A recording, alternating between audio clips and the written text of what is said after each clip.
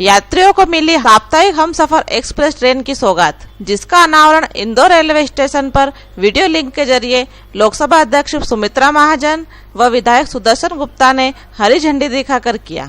शुभारंभ समारोह के दौरान बहुप्रतीक्षित इंदौर दाहोद रेल परियोजना के अंतर्गत बनने वाली सुरंग का भूमि पूजन भी शिलान्यास के द्वारा किया गया।